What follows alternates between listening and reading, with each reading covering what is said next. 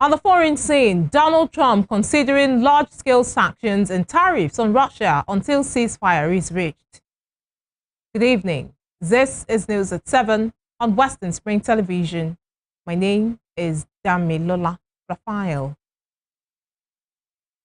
We'll start in Rivers State, where following the expiration of the 48-hour ultimatum issued to the chairman and commissioners of the Rivers State Independent Electoral Commission to appear before it, the Rivers House of Assembly has given them another 72 hours to do so. The lawmakers reached the resolution during plenary in Port Harcourt on Friday. The move followed a request brought by one of the lawmakers, NME George. This was deliberated with the House voting to extend the ultimatum to Monday, 10th March, to enable Justice Enebeli, who is the Rsiec chief, and other officials to appear before them. The House had proposed to go on a break a few days back, but due to the extension of the ultimatum, Deputy Speaker of the House, Dumle Maol, moved the motion to suspend their recess so they could attend to the Rsiec chairman and his commissioners. In his remarks, the Speaker of the Rivers State House of Assembly, Martin Amehole, said they have taken legislative notice of Governor Siminalayi Fubara's failure to present the 2025 budget to the House for consideration, despite a 48-hour ultimatum given to him, noting that the House will take action in due course. And in Lagos State, the suit filed by Mudashiru Obasa to challenge his removal as Speaker of the House of Assembly continued on Friday at the State High Court sitting in Ikeja. Justice Yetunde Pinero adjourned till Monday, March 10, to hear all new and pending applications in the matter. The judge ordered all parties to file and serve all necessary processes to enable the court to hear all the pending applications at the next adjourned date. In some of the pending applications, the Deputy Speaker and 36 other lawmakers are asking the court to dismiss the suit or strike it out.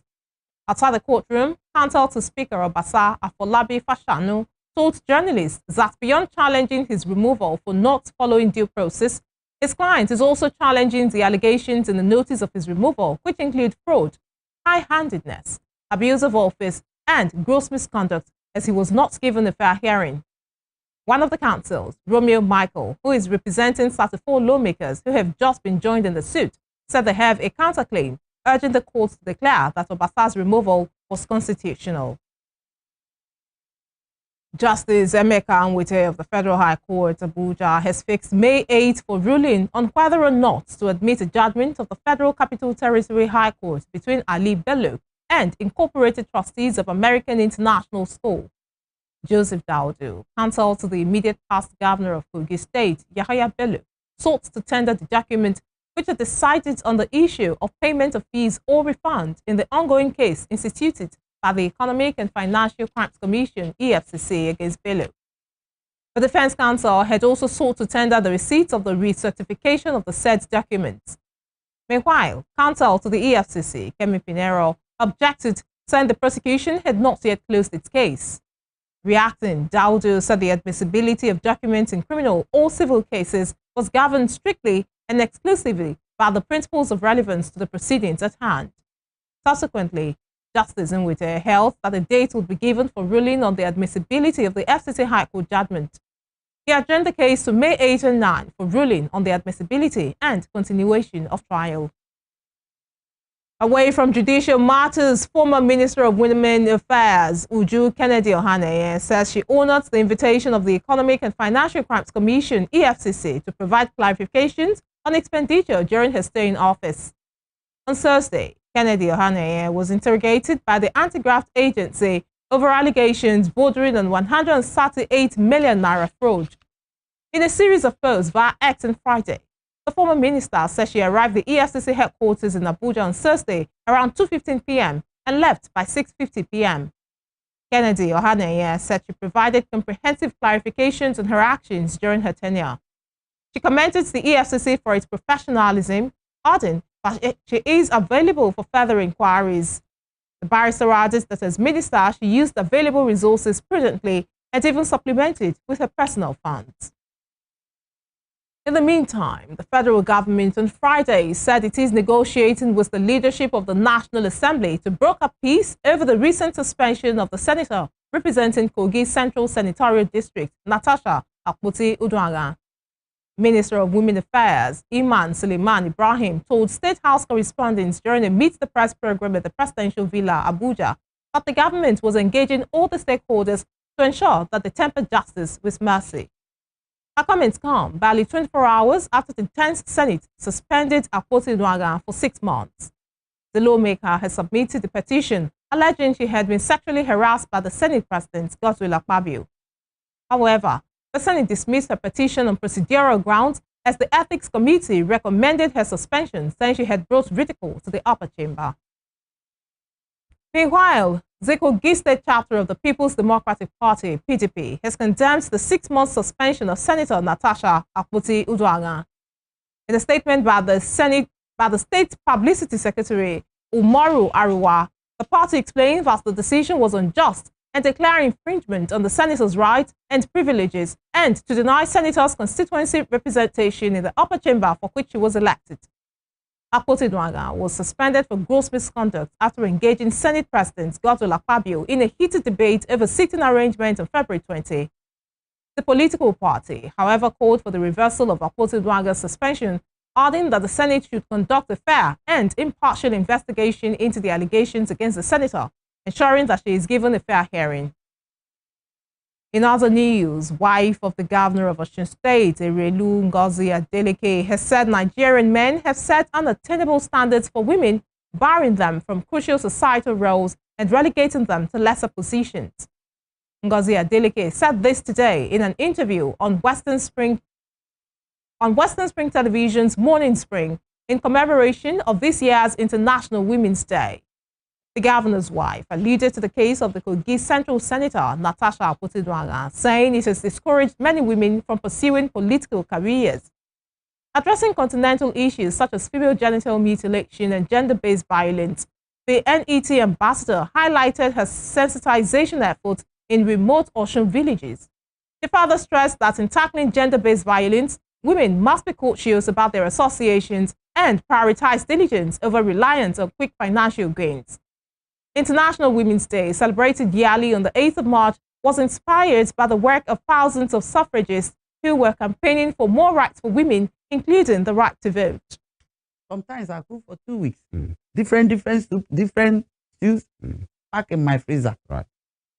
And with the help of microwave, I can microwave and I'm still doing something else.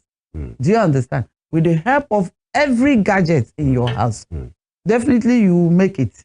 All right. If you work, you earn salary. Right. You acquire all those things one after the other with the help of your husband anyway. You know.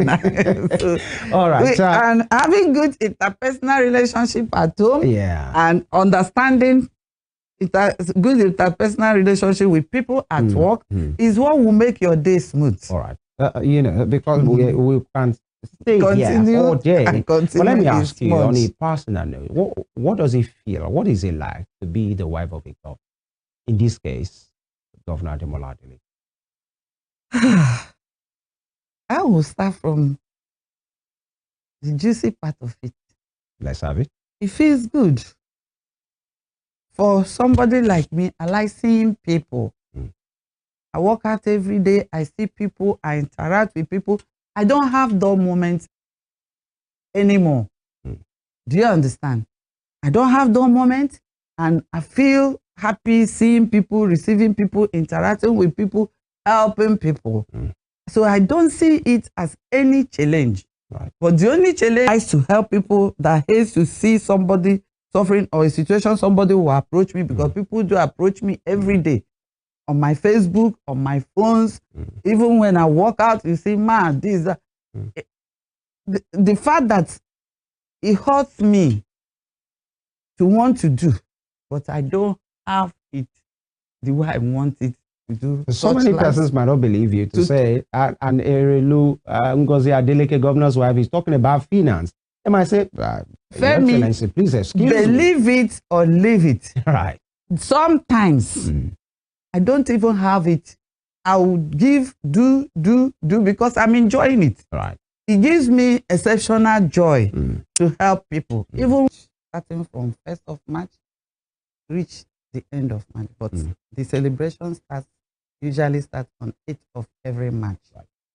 talking about women, wow, women rules the world to start with. We are mothers, we are sisters, we are wives, we are everything.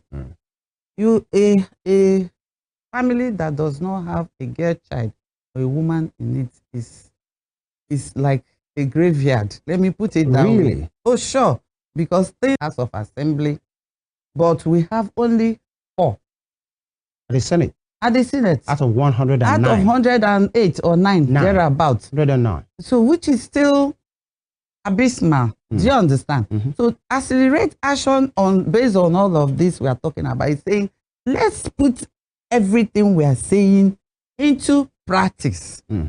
Let's stop this issue of talking like I said before I was born. And talking security, the United States mission in Nigeria has condemned the killing of Kaduna-based Catholic priest, Reverend Father Sylvester Okechukwu, describing it as brutal and senseless. Okechukwu was abducted from his residence by suspected bandits on Tuesday night, and his corpse was found on Wednesday. He was serving at St. Mary's Catholic Church in Tachiri, Kaura, local government area of Kaduna State. 2 days after his death, the U.S. mission asked the Nigerian government to find his killers. The American mission condoled with the family, congregation, and community of Father Okechukwu who suffered the loss. A combined team of security operatives, including vigilantes, has killed the suspected Lakurawa terrorist Megemo in Kebbi State. The Director of Security, Abdulrahman Zaga, confirms this to journalists in a statement on Friday.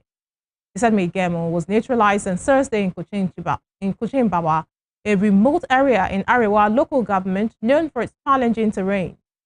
The operation follows a fast gun battle between him and security operatives.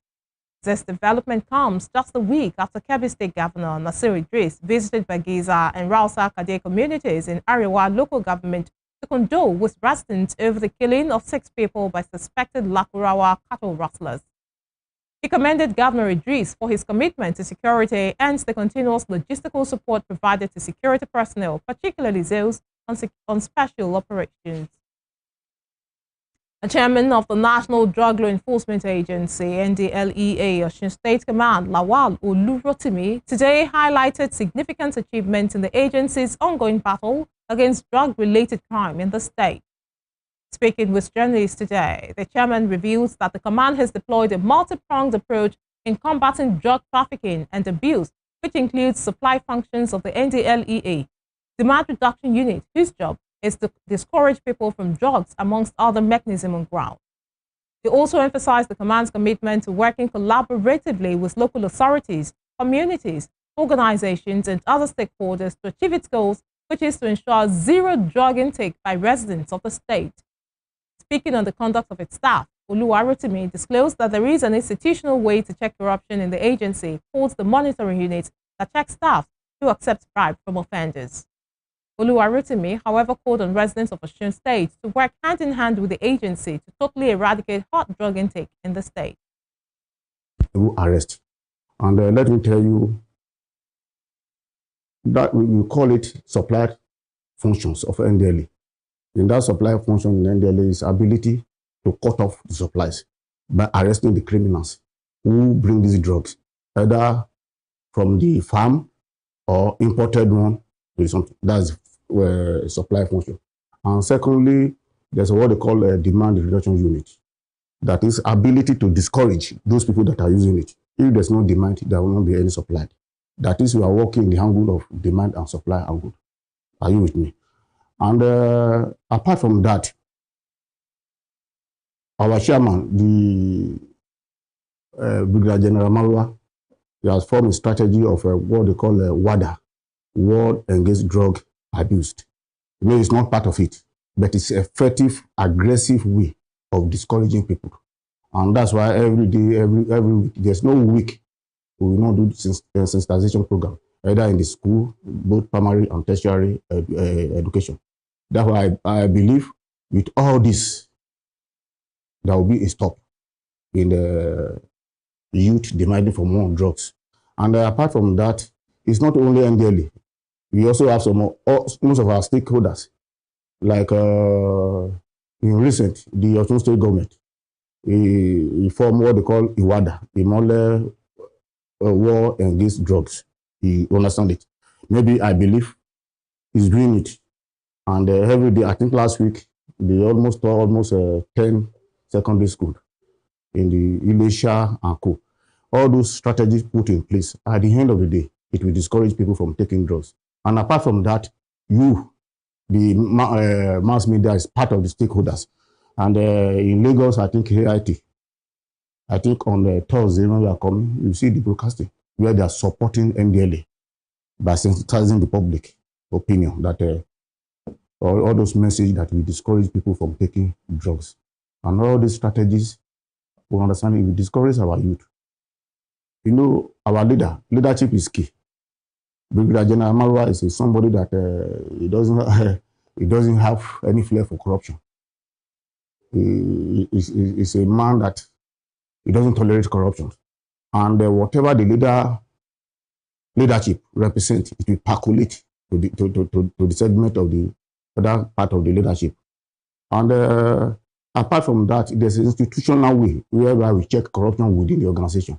Like in our headquarters, there's a unit they call monitoring unit, whereby anybody we found wanting, we will go. We don't tolerate corruption. A rather sad report here. A former presidential aide, Doyin Okupe, is dead at the age of 72. According to family sources, Okupe died on Friday morning in Lagos, aged 72, after a prolonged battle with cancer. The deceased served as special assistant on media and publicity to former President Olusegun Obasanjo and later a senior special assistant on public affairs to former President Goodluck Jonathan. He was the Director General of the Labour Party presidential campaign in 2023. A medical practitioner, Okupe joined the Labour Party from the People's Democratic Party before the 2023 general election. He resigned his membership of the Labour Party in January 2024, about 10 months after the election. In November 2024, Okupe said he would no longer support Peter Obi, standard bearer of the Labour Party, in the last election. In another development, President Tinubu has led tributes for a former presidential spokesman, Doyin Okupe, who died on Friday morning, describing the late politician as one who played a significant role in Nigeria's political landscape. In his tribute to the Ogun-born politician, Tinubu's spokesman, Bayo Onanuga, said Okupe was a bold and articulate advocate for national development and expressed deep sorrow over his passing at a time when his wealth of experience and insights were still invaluable to the nation. Onanuga, the statement said, Tinubu commiserates with the government and people of Ogun State, particularly the Ikperu-Remo community, who have lost an esteemed son and leader. Okupe worked with Peter Obi, who flew the Labour Party's flag in the 2023 presidential election. Saddened by his death, Obi said the former Labour Party chieftain was an active figure in the nation's political space and a man who desired a better Nigeria. Similarly, the celebrated Nigerian poet, writer, and children's literature advocate Mabel Shegun has passed away at the age of 95. Her family released a statement expressing gratitude to God for her life well spent, describing her as a versatile media personality who pursued excellence in her field. The statement said Mabel's funeral arrangements will be communicated to the public soon. Born in Ondo City on February 13, 1930, Mabel's literary career spanned multiple genres, including children's books, adult fiction, and poetry. Her first book, My Father's Daughter, published in 1965, became a widely used literature text in schools globally. Her works have been translated into several languages, including German, Danish, Norwegian, and Greek. Throughout her illustrious career, Mabel received numerous accolades and founded several organizations dedicated to promoting children's literature. You're watching News at 7 on Western Bar Headlines. Following the expiration of the 48-hour ultimatum issued to the chairman and commissioners of the Rivers State Independent Electoral Commission to appear before it, the Rivers House of Assembly has given them another 72 hours to do so. In Lagos State, the suit filed by Mudashiru Obasa to challenge his removal as Speaker of the House of Assembly continued on Friday at the State High Court sitting in Ikeja. A former presidential aide, Doyin Okpukpe is dead at the age of 72. On the foreign scene, United States President Donald Trump says he is strongly considering large-scale sanctions and tariffs on Russia until a ceasefire and peace agreement is reached. The Association of Nigerian Electricity Distributors has asked the Nigerian Air Force, the military, and the presidency to fish out officers and men of the Sam Etnan Air Force Base, Ikeja, who attacked staff and journalists at Ikeja Electric on Thursday. The association said it would not relent until justice is served to everyone brutalized by the armed men at the headquarters of IKEDC in Alausa, Lagos. After the invasion of the IKEDC and the brutalization of persons, the area officer commanding Logistics Command, Air Vice Marshal A.K. Ademulegun, visited the office later in the day, promising to investigate the incident. However, in an interview on Friday, the Executive Director, Research and Advocacy, Association of Nigeria Electricity Distributors, Sunday Odunton, said that Ademulegun could not feign ignorance of the attack. Odunton, who is also the spokesman of all the discos, said the association would not relent in seeking redress until justice is served. He emphasized that the debt of the Ikeja Air Force Base is 4.3 billion naira and no attempt is being made to pay the debt. Odunton likened the invasion of the IKEDC by armed men to a coup against all discos, calling on the nation's political leaders to give it the seriousness it deserves, describing it as a very traumatic experience that has left many sleepless since yesterday. The federal government has set December 2025 as the deadline for completing the Petroleum Technology Development Fund Center for Skills and Development Training in Port Harcourt, Rivers State. The center, which has been under construction since 2011, is designed to train low and middle-level manpower in various vocations relevant to the oil and gas industry. The Minister of State for Petroleum, Ekperikwe Ekpo, issued this directive during an inspection of the facility, emphasizing its importance in equipping young people with valuable skills. Speaking to journalists on the sidelines of the inspection on Friday, Ekpo noted that the project is 92% complete and expressed confidence that it would be finished within the stipulated time frame. Aminu highlighted the center's objective of providing essential skills to youths, removing them from the streets and helping them build sustainable livelihoods.